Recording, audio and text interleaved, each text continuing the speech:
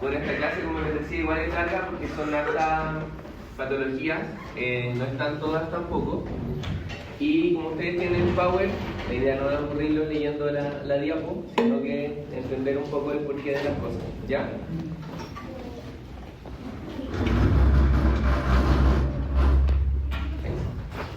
Entonces, vamos a dividirlo en extremidades superiores e inferiores y otros.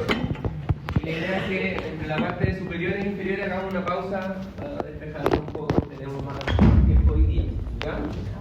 Obviamente cualquier cosa me preguntan, me van a interrumpir. Muy bien. Entonces, aquí en introducción no les puse texto, les puse unos monos, ¿ya? Yo ayer les contaba que los tendones a veces se ponen medio piñuflas, ¿cierto? Se inflaman y algo les pasa.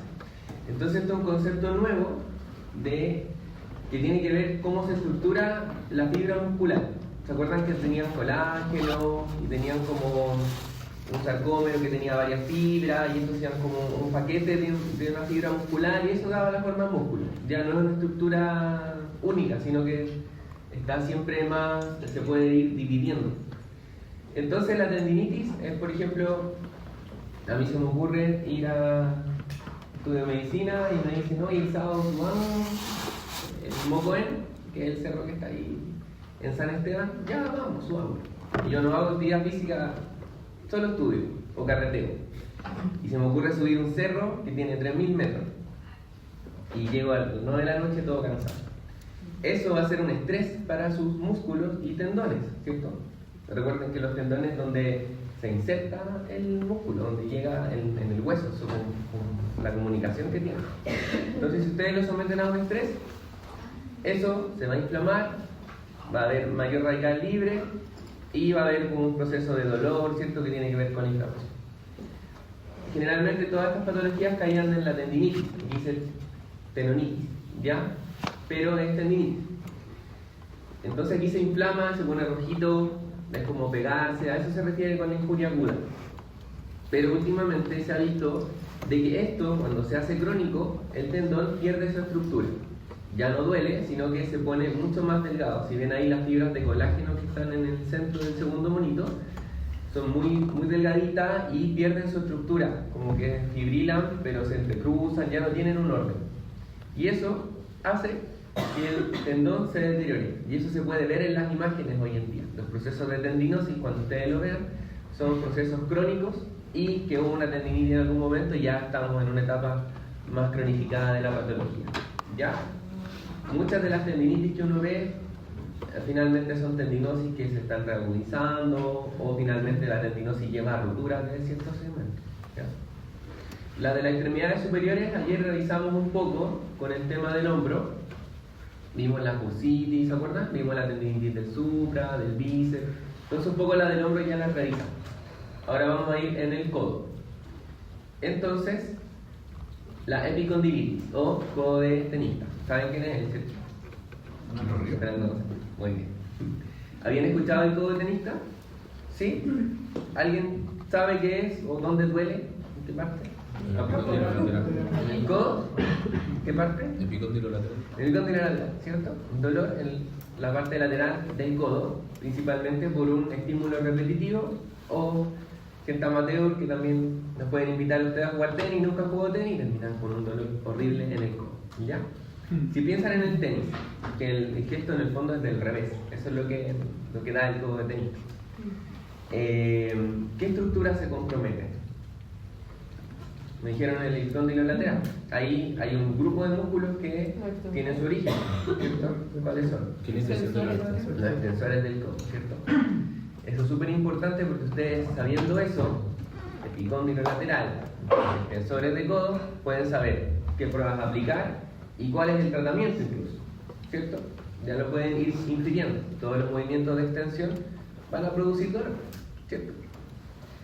Muy bien. Entonces, esta es una tendinopatía, como les decía, por sobreuso y no solamente se da en los deportistas, sino que también se da en personas que tienen trabajo repetitivo. Por ejemplo, que tengan que hacer como torque o cerrar llave, o aquí hay mucha temporada agrícola, la gente tiene que ralear, que es cortar las papas, y eso ocupan una tijera, ¿ya? Entonces, ustedes piensan en el movimiento de la tijera, hay que subir la mano, hacer la flexión de los dedos, ¿cierto? Lo sueltan, y la mano siempre tiene que estar como en una extensión para ir haciendo, ¿ya? Y eso provoca mucha tendinitis, tanto en los trabajadores como en la gente deportista, ¿ya? Mucho más frecuente la lateral que la medial. La medial es un poco menos frecuente, y generalmente en edad media normalmente, y en deportistas, principalmente en hombres y en las personas que trabajan usando sus manos, ¿ya? Nuevamente, el tabaquismo es uno de los principales factores de riesgo para todas las patologías musculoesqueléticas, así que tenganlo bien presente. ¿Por qué el tabaquismo? Porque tiene que ver con inflamación, radicales libres, se repara poco los tejidos blandos. Los deportes de raqueta, la contracción excéntrica, que también lo hablamos aquí, y otras tendinopatías que obliguen a que el codo se sobrecargue. Entonces, principalmente la entrevista de estos pacientes va a ser bien similar: a qué se dedica, qué hace, qué ha tomado para el dolor, qué movimientos les provocan dolor, si ha tenido algún trauma, si esto ha evolucionado de forma aguda o empezó de a poquito, ¿ya? Y abajo dice caracterizar el dolor. Ustedes saben que existen tipos de dolor, el dolor no es siempre igual, ¿cierto? ¿Qué dolores conocen? ¿Ya?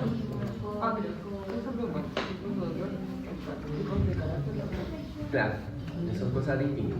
¿Pero qué? Cuéntenme lo que estaban diciendo. ¿Opresivo? Urgente. Punzante, ¿ya? Opresivo. Cólico. ¿Ya? Alcohólico. Cólico, ¿cierto? Eso tiene que ver con la temporalidad del dolor o cómo se manifiesta. Por ejemplo, un cólico es agudo, duele mucho, baja, ¿cierto? Cólico renal, cólico biliar, lo que sea. A lo que yo me refería es a los tipos de dolor, y tiene que ver con lo que ustedes me estaban diciendo. Por ejemplo, ¿han escuchado el síndrome del túnel del carpo? ¿Sí, cierto? Ya. El dolor del túnel del carpo, más o menos, ¿dónde es? ¿En qué parte del cuerpo? En la mano, ¿cierto? ¿En los primeros deditos? Muy bien. ¿Por qué en los primeros deditos? Porque ahí está la inervación sensitiva del mediano. ¿Ya? Ese dolor, imagínense que tienen un túnel del carpo o le han contado cómo es. ¿Será lo mismo que pegarse en el dedo chico del pie? No, es un dolor distinto. Y el nacimiento del dolor tiene otro origen. Esto, si yo voy caminando y me pego en la punta del dedo chico, duele un montón. Ese dolor es un dolor que se llama nociceptivo, ¿ya? Que tiene que ver con que uno se pegó, tuvo una injuria y duele. Hay receptores de dolor que están ahí. En cambio, el dolor de la manito, el del mediano, ese dolor es súper distinto. Ustedes le preguntan al paciente, ¿le duele? Sí, pero es raro. Me duele en la noche, me arde la mano, me quema, me pica, siento calambre, siento pinchazo. Ese dolor tiene otro origen, que está en los nervios, y eso se llama dolor neuropático, ¿ya? Hoy en día existen 4 tipos de dolor. Está otro que es el nociplástico, que tiene que ver con dolores que no tienen un origen nociceptivo, como la fibromialgia, la cistitis intersticial, ¿cierto? Muchos dolores crónicos que hoy en día estamos escuchando cada vez más. Y un dolor tipo mixto que engloba las 3 características, ¿ya? Aquí voy con esta cháchara, que el tipo de dolor les va a dar mucha información. Si un paciente le dice, ¿sabe qué? Me duele el codo cuando abro la perilla de la ducha o la puerta, y otro paciente les puede decir, ¿sabe qué, doctor? Me duele pero en la noche y me quema y me arde. Probablemente eso no sea una epicondilitis, ¿ya? O una epicondilitis que ya tuvo una sensibilización, eso no es concepto. Entonces ustedes con la entrevista del dolor pueden ir sabiendo si esto tiene un origen musculoesquelético, neuropático o incluso un poco más complejo, ¿ya?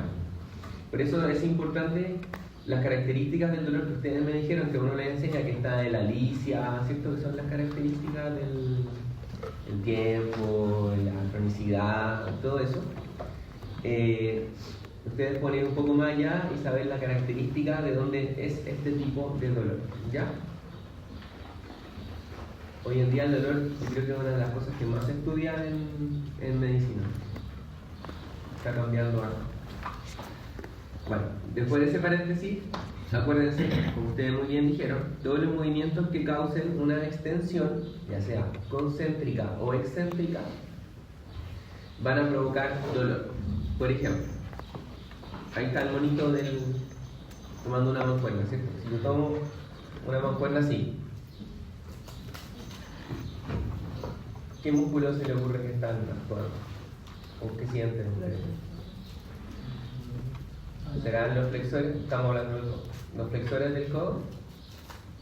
¿No? ¿Cierto que no? Son los extensores. A pesar de que la muñeca esté un poquito en flexión. Y eso es porque el grupo extensor está haciendo esta contracción que hablábamos ayer, que es isotónica, que no cambia el largo del músculo, sino que se mantiene así. Y eso produce un montón de dolor. ¿Ya? Si ustedes lo hacen al revés y llevan la pesa así, o un poquito en extensión, los músculos que están trabajando son los flexores de la muñeca. ¿Sí? Entonces esos movimientos repetitivos van a ir provocando el dolor. Esta es una de las pruebas que se utiliza, que es la prueba de Coset. Entonces, ¿qué hace uno? Le pide al paciente que ponga el codo un poquito en flexión, haga pronación del brazo y haga una extensión de la muñeca. ¿Ya? Así. ¿Lo ven? Toma la manito y la mano. Entonces aquí están actuando todos los extensores del codo. Entonces, ¿qué van a hacer ustedes? Le van a hacer fuerza a la extensión de la muñeca. ¿Ya? Y él va a intentar pelear con la extensión que ustedes le hacen. ¿Ya? Una resistencia. Eso va a hacer que estos músculos empiecen a aumentar su tono y provocaría dolor en la parte de la inserción. Como ven el monito, aquí está palpando el epicóndilo lateral. ¿Sí? Ahí hay un video igual de donde lo pueden buscar. Y la otra es la prueba de la silla, que uno le pide a un paciente que levante una silla con la manita en prono. ¿Qué es esto? Entonces uno se para, tome la silla. Y esto es lo mismo, chiquillos, el mismo concepto. ¿Qué se está haciendo? Los extensores del codo están haciendo este trabajo. Y eso provoca dolor. ¿Ok? Y esta otra prueba, que es sostener un libro. ¿Quieren hacer esto? Así. Y nuevamente los extensores del codo son los que están trabajando aquí. ¿Ya? Mantiene el libro. Entonces si ya lo mantiene un rato, se le empieza a caer y le provoca dolor, siempre en el origen de los músculos, también es una prueba positiva. ¿Ya? Y obviamente la actividad deportiva. Mucha gente no hace esta pregunta de si practica algún deporte, si le gusta hacer algo. Hoy en día la gente está haciendo más ejercicio, al menos los jóvenes. Entonces es importante ir preguntando si es un deporte que hacían siempre, que está haciendo ahora, y que puedan revisar la técnica. ¿Ya? Siempre corregir un poco lo que está causando el dolor.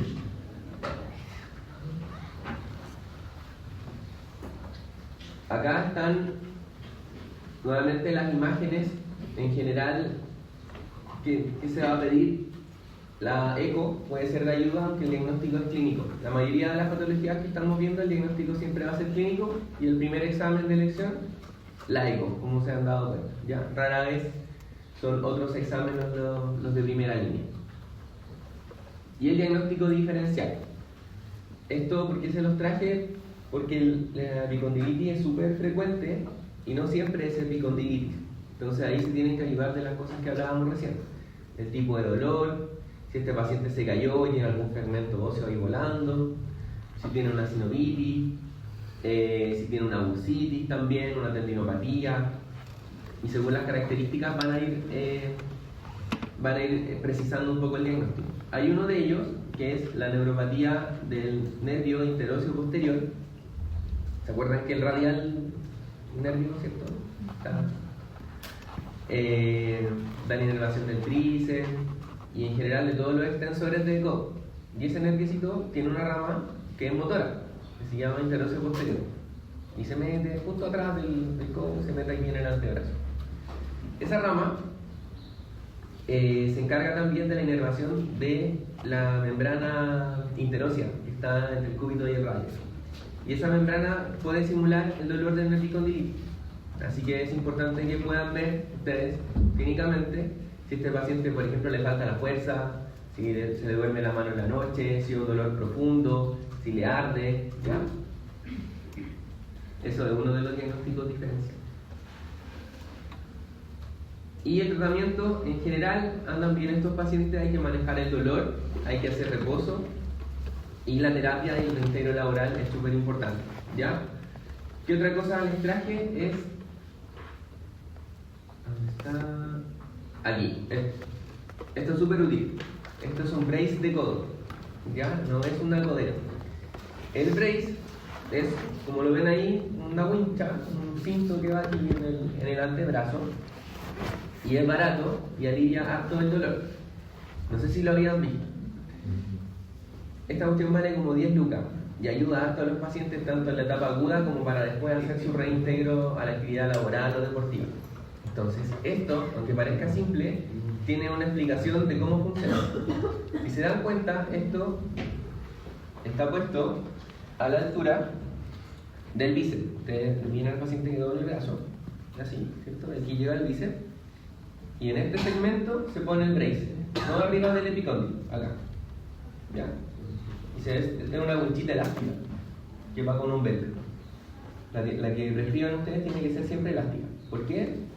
Porque al estar anterior a o más distal, perdón, a la inserción de estos tendones, lo que hace el brace es que descarga un poco esta parte que está dolorosa y crea, entre comillas, una nueva inserción.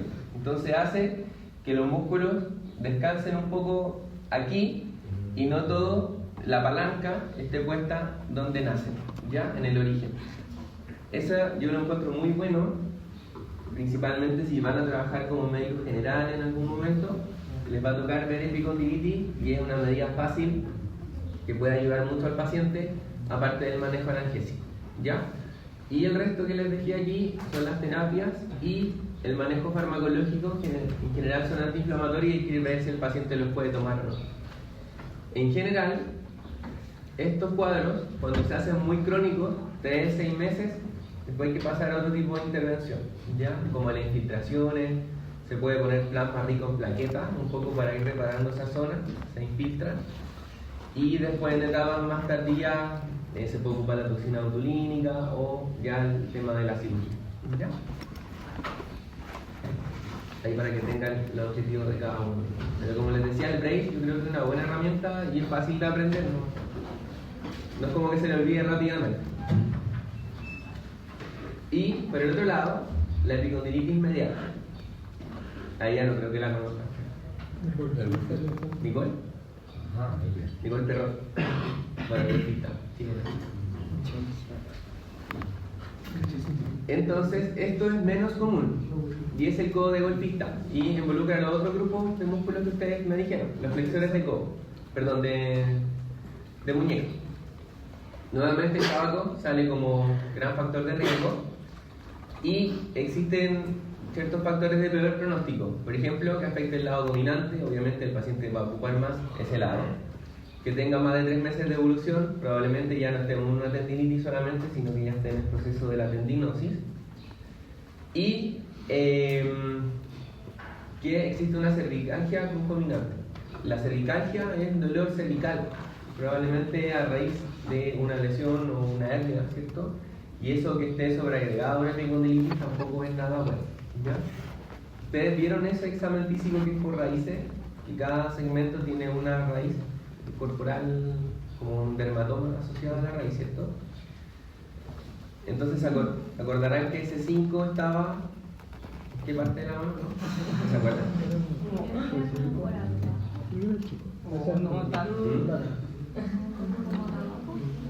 Está por lateral, ¿cierto? Acuérdense que ayer veíamos el hombro. Ese 5 estaba acá, ¿cierto? Aquí. C6 sigue y está en el pulgar, toda la parte sensitiva. C7 en el dedo medio, C8 en el dedo chico y T1 en el codo. Y eso es lo mismo que la epicondilitis mediana. Entonces, una lesión del tronco inferior o una radiculopatía C8T1 puede simular una epicondilitis. Entonces ustedes pueden dejar brace, analgesia y no se les va a pasar porque el problema está a nivel cervical. ¿Sí? ¿Me entienden un poco?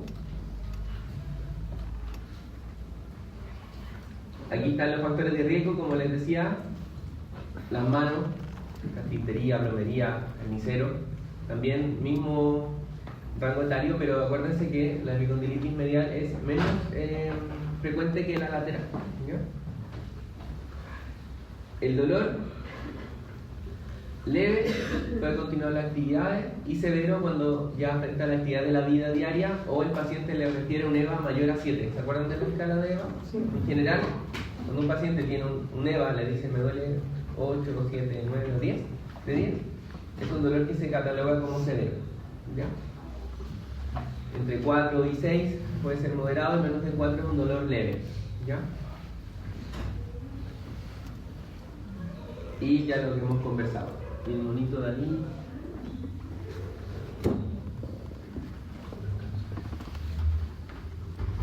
Está palpando el condilomere. Aquí están nuevamente las pruebas, son bien parecidas a las de los extensores, pero al revés, ¿ya? Así que no se les va a olvidar. Entonces aquí no se llama Cosen, se llama Cosen invertido. Fin, ¿ya? Y la silla se toma para el otro lado, ¿ok? Ya saben examinar el codo. Bueno, hay más movimiento. Y las pruebas especiales, Cosen invertida y codo de golpista, que es lo mismo que estábamos haciendo recién, pero se pueden quedar con esta. Y con la toma de la silla al revés, y lo mismo tomar el libro, pero para el otro lado. En vez de así, lo toman así. ¿Ya? Pero cambio. Sí. Claro, da vuelta el libro. Da vuelta el libro. Corte y come. Ya, nuevamente la eco es nuestro mejor aliado en caso de que le queden dudas diagnósticas. Ya no siempre se pide la eco de primera línea. Y nuevamente vemos acá cómo llegan los músculos, en este caso los flexores de muñeca, al epicóndilo medial. Ahí está la cortical, nuevamente, el epicóndilo medial, ¿ya? De aquí está llegando todas las fibras del grupo flexor de muñeca. ¿Se acuerdan de los flexores de muñeca? ¿Cuál es? ¿Cuánto? Flexores de muñeca. Sí, son altos. Claro, tienen capas, ¿se acuerdan? Hay una capa superficial, una segunda, tercera y una cuarta capa. Generalmente esto habla más de la primera, de la superficial, ¿ya? De ahí está el flexor radial del carpo, el flexor ulnar, el flexor superficial de los dedos está un poquito más abajo, después está el profundo más abajo y más abajito están los pronadores, ¿ya? Y el flexor superficial está también el de los dedos y me falta uno. Son 4 de la primera capita, ¿ya? Pero en el fondo los que más se lesionan son los que están en el primer plano del paquete de los flexores de muñeca, ¿ya? Y tienen un orden también. Hay otras patologías, como les decía, que pueden simular esto mismo. Está la radiografía. Hay muchas imágenes, ¿cierto? Radiopacas, que son estas. ¿Ven estos circulitos? Probablemente cristales que están depositados ahí, calcificados. Y eso puede simular este mismo cuadro. La UCI. No quiere ¿Qué cosa? ¿En anterior? ¿Qué cosa?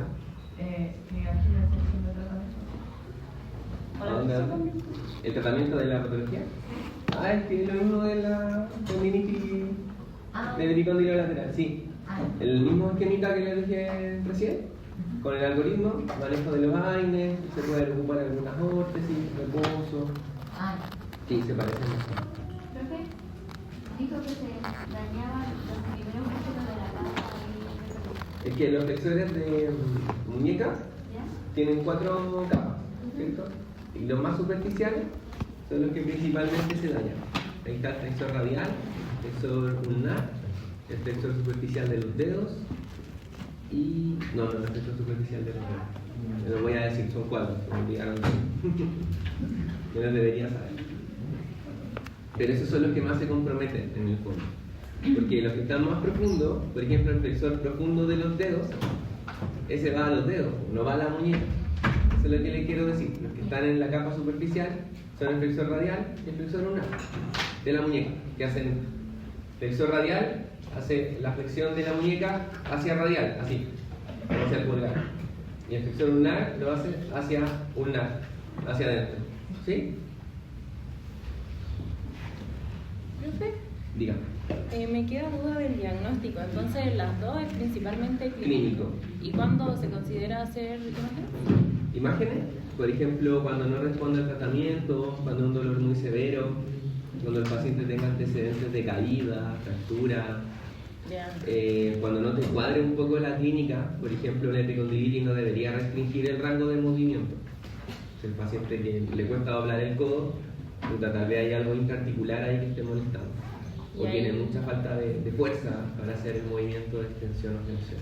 ¿Y ahí haría primero ecografía y después radiografía o da igual? Depende, si hay algo que tú sospechas intraarticular, ya. generalmente se pide la radiografía. Si sospechas o quiere ver algo de partes blandas, es una eco. Ya. Si ves que al paciente le falta la fuerza y se le duerme la mano, tal vez sea mejor pedir una electromiografía. ¿Ya? Ya. Pero en general, la eco es la mejor ayuda para las partes blandas, ¿ya? Porque es más barata y más fácil de hacer. Ya, gracias. Muy bien. ¿Cómo va? ¿Bien? Bien. Bacán. Bueno, la bursitis policraniana. Nuevamente el Popeye. La bursitis es la inflamación, como veíamos ayer, de las bursas, pero en este caso del olecrano. O sea, ¿por qué pusimos Popeye? Porque aquí tiene, siempre lo dibujamos como con esto más gordito.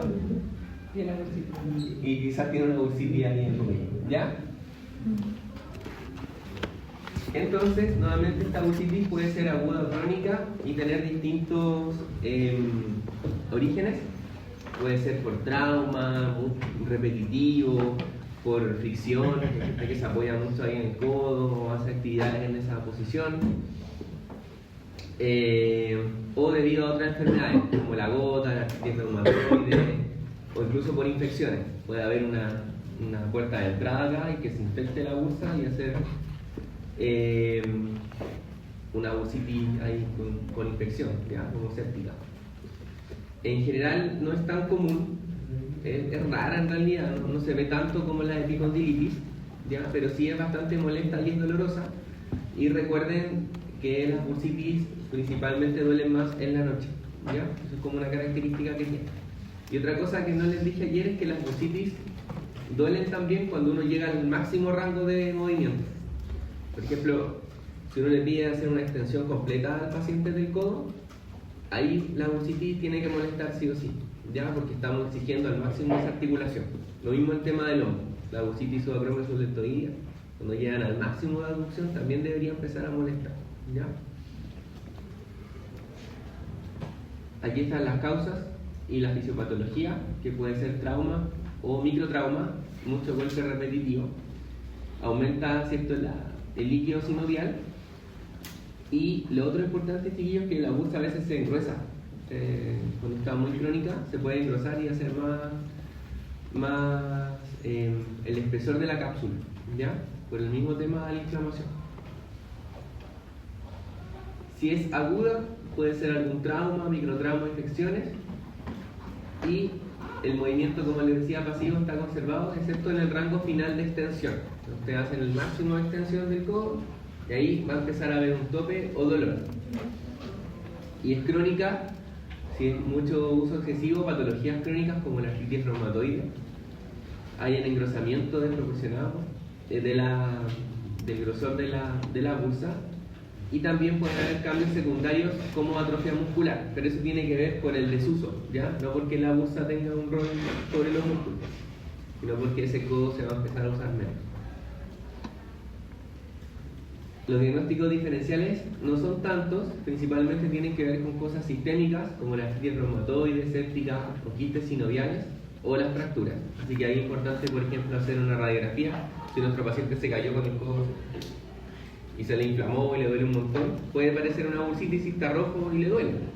Pero si se cayó ayer, puede ser que ese olecranon esté fracturado, ¿ya?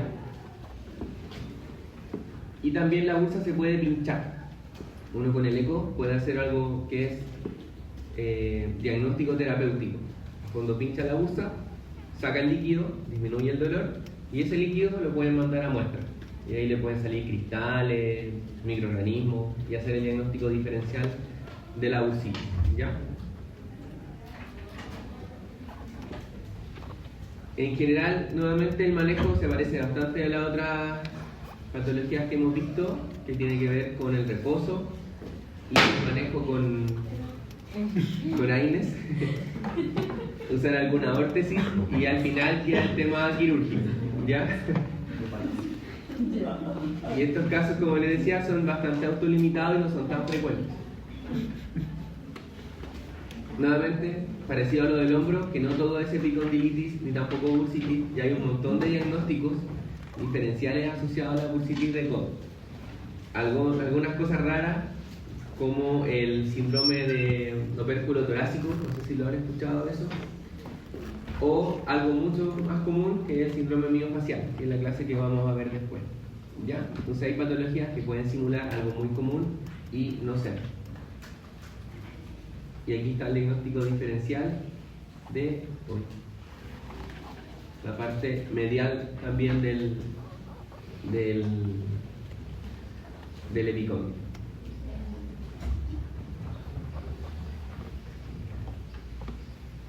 Ya, vamos a ir a la última parte de esta primera parte, que es la muñeca y la mano.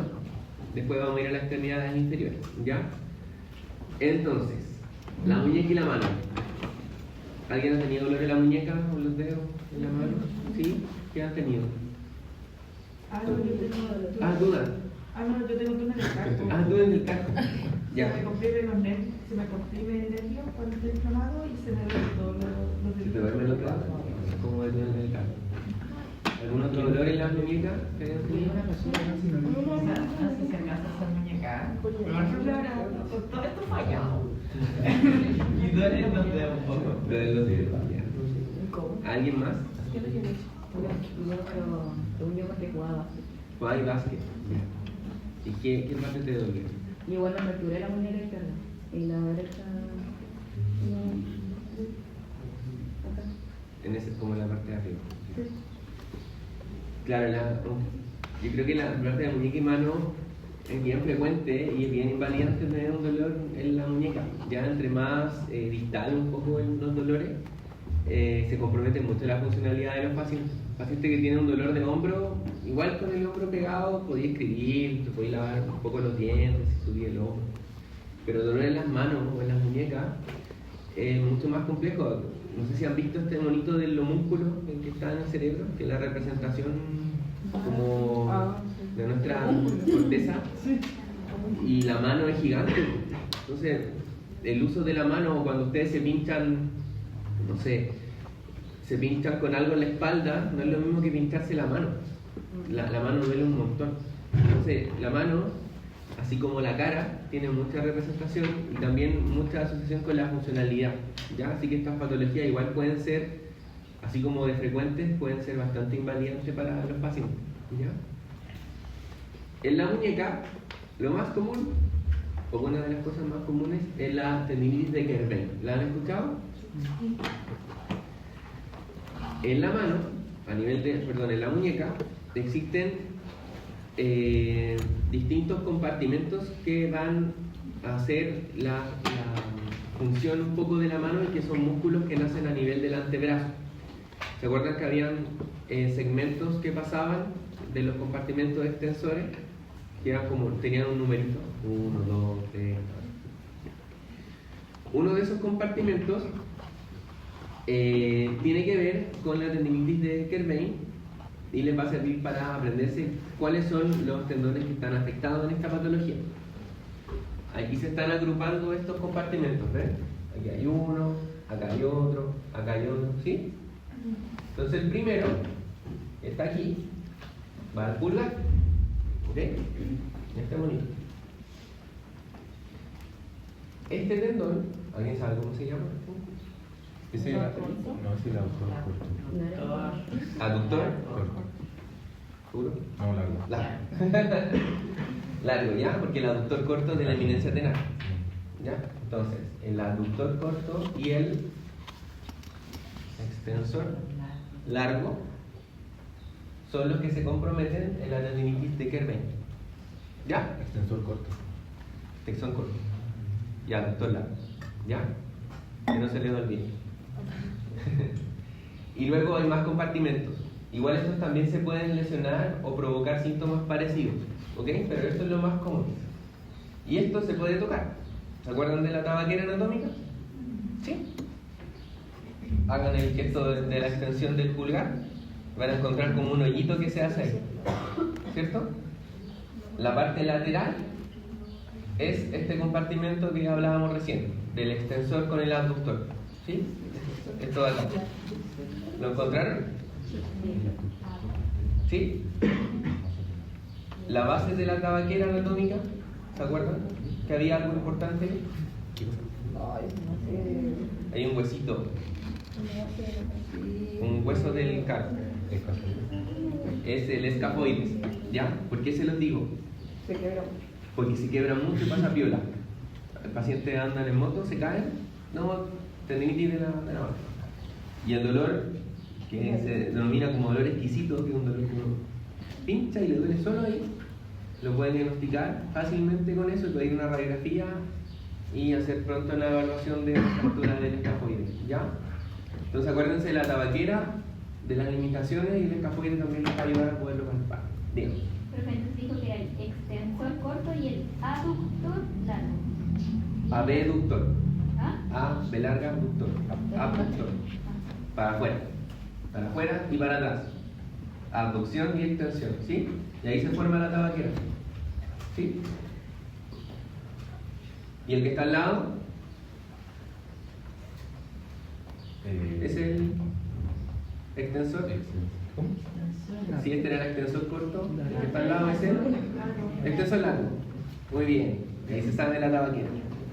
Se saben también los músculos que afectan a la tendinitis de Kerber, ¿ya? Hagan el ejercicio siguiente. Vamos a elongar estos tendones. Entonces, tienen su manito, incluyen el pulgar en la palma, lo abrazan con los otros y llevan con su otra mano la muñeca para abajo. Y van a sentir que tira. ¿Sí? ¿Les tira? Sí. Mala derecha. Ay, yo voy A ver con esto. Yo creo que todos tenemos basalmente un poquito de tendinitis por escribir, usar mucho tiempo. Pero lo sienten, ¿o no? Sí. ¿Sí? Se siente el recorrido, incluso a veces un poquito más para arriba. Ya.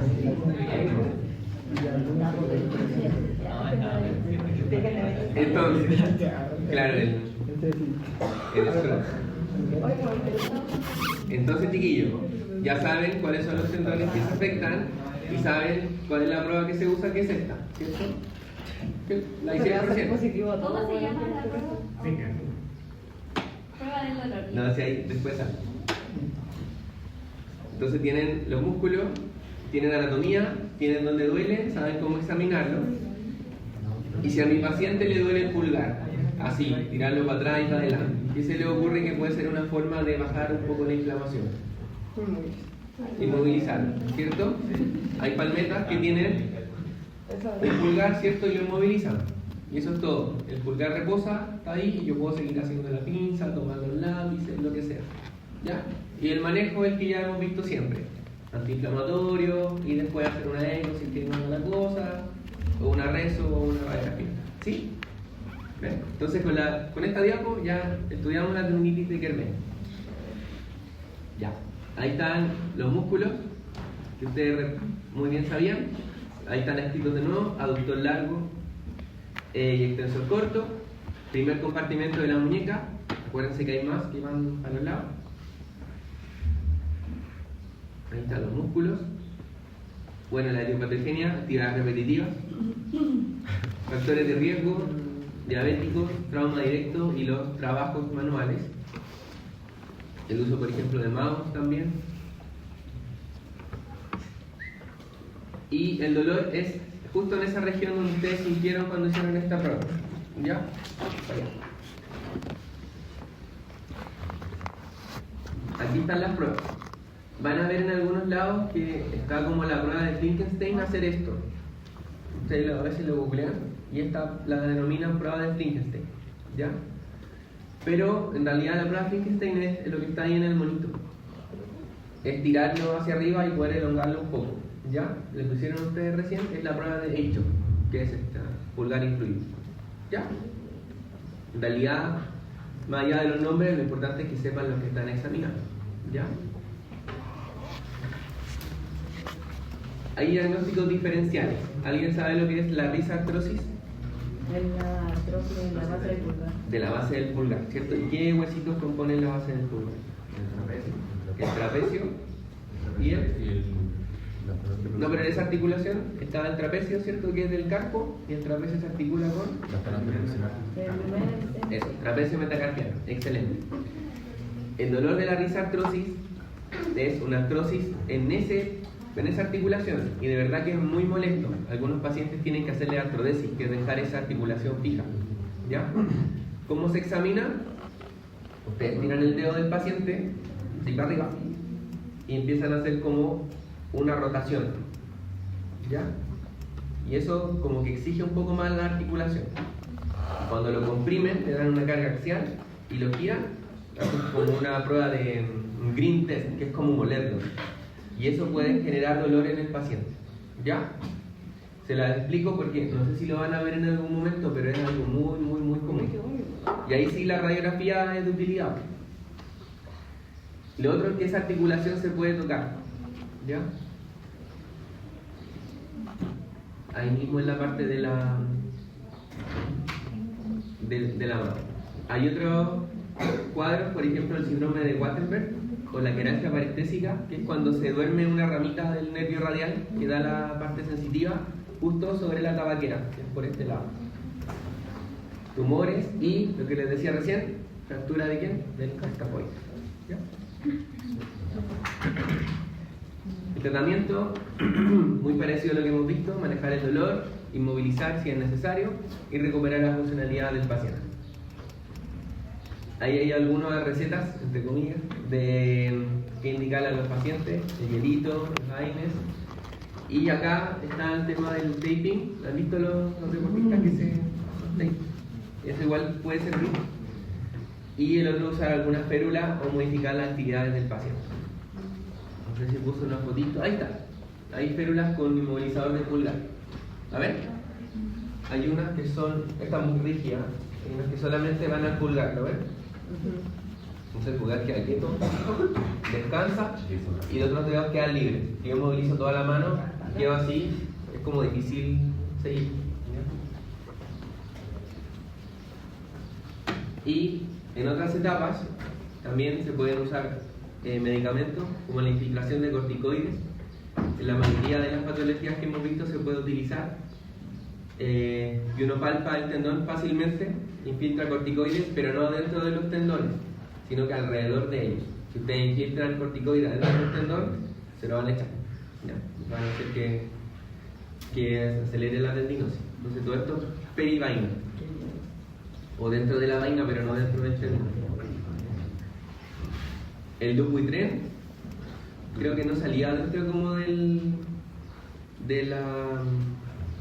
temario de las patologías, pero también es bien frecuente. ¿Alguien lo ha visto alguna vez? ¿O le suena? ¿Sí? Sí, eso. ¿Se lo tiran? Daño hepático crónico es bien frecuente que tengan. ¿Y saben lo que es? Fibrosis de la fascia. De la fascia palmar. Eso. Entonces se fibrosa la fascia palmar y la mano queda así. Entre los tres, ya se los dejé porque es súper frecuente y uno a veces queda medio cachudo, ¿qué será? Y es eso, no sé si ven la manito que está como retraída, la fascia, la rígida, y es súper invalidante tener la mano así todo el día, ¿ya? Y se asocia mucho a enfermedades crónicas, como el daño hepático, enfermedad renal crónica, diabético. En general es autolimitada, pero yo no he visto que sea autolimite. Generalmente requieren manejo quirúrgico muchas veces los pacientes para liberar un poco la fascia, ¿ya? Así que aquí se los dejo para que lo tengan y sepan lo que es. Tiene grados también, un poco parecido a la capsulitis. Se forman los nódulos, después se retraen y después quedan estas cuerdas tensas, ¿ya? Y aquí se ve el monito. ¿Ven cómo ese ese relieve, esa es una de las cuerdas tensas. Y la prueba que uno hace para ver si es o no esta patología es que el paciente ponga la mano para abajo. Intente aplanar o aplomar la mano sobre una mesa. Si no lo logra hacer, quiere decir que eso está rígido y está estructurado. Y probablemente sea por la fascia. Ahora hay otras enfermedades que tampoco permiten hacer. ¿Han visto pacientes con artritis reumatoide? Tienen las manos así dobladitas, como un cuello de cisne. Eso tampoco va a permitir que la mano se aplome. Pero este es uno de los test.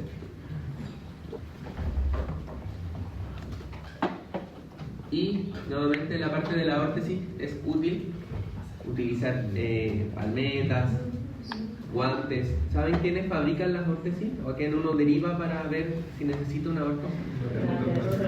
Terapeuta ocupacional. Ya, ellos son secos con el tema de la función manual y con el uso de órtesis. Si tienen un paciente con mucho dolor y quieren que el paciente sea más independiente, los terapeutas los van a ayudar. Y también se pueden infiltrar corticoides como la triamcinolona para disminuir esta inflamación. Y hay que tener cuidado así, como les decía recién, no infiltrar los músculos con los corticoides ni tampoco los tendones porque se pueden romper. Y el tratamiento, eso hay que sacar, esto ya es muy específico. Bueno, el tratamiento puede ser quirúrgico en gran parte de los casos, ¿ya? Y el dedo en gatillo. ¿Saben lo que es el dedo en gatillo? O sea, que a unos familiares que no pueden abrir esa mano y se la tienen que... Y se la devuelven, ¿cierto? Y suena como un chasquido. ¿Y duele o no duele? No. No. Eso. ¿Se acuerdan que en la mano hay flexores superficiales y profundos? ¿Cierto? Y esto tiene una distribución, si ven la fotito del néter, como que el flexor profundo, si fuese este cordel, tiene una bandeleta, no sé si se acuerdan, y el profundo va por abajito y como que lo va cubriendo, ¿sí? El profundo va a las falanges distales, ¿sí? Y el superficial va a las más proximales. Entonces, ¿qué pasa en esto? Que en este recorrido que hacen estas bandeletas de los tendones flexores, esas poleas se engruesan. Y ese engrosamiento hace que se enganchen los tendones y por lo tanto el dedo queda atascado, el dedo gatillo. Y los pacientes como que quedan con el dedo así, ¿y qué tienen que hacer? Devolvérselo ellos mismos. Sienten rigidez, especialmente en la mañana, se palpa este nodulito y el examen físico es que el paciente empuñe y luego estire. Y se le debería quedar un dedito enganchado. ¿Ya? No pasa siempre. ¿Que se enganche? No, es que depende como el momento del día, si hay inflamación o no. O sea, igual se podría pasar por alto. Igual se podría pasar por alto. ¿Por alto? Sí, pues si no lo ves. Claro. Pero ahí, por ejemplo, la école, ahí sí la école va a servir. Como sería engrosamiento de las poleas flexoras. Y se pueden poner corticoides o hacer cirugías. No son cirugías super percutáneas. Entran, liberan y listo. Ya. Terminamos las extremidades superiores. ¿Alguna duda? ¿No? ¿Todo bien? ¿Quieren que hagamos una pausa? ¿Sí? ¿Cuánto? ¿10? ¿15? ¿15? ¿A las 10? ¿A las 10?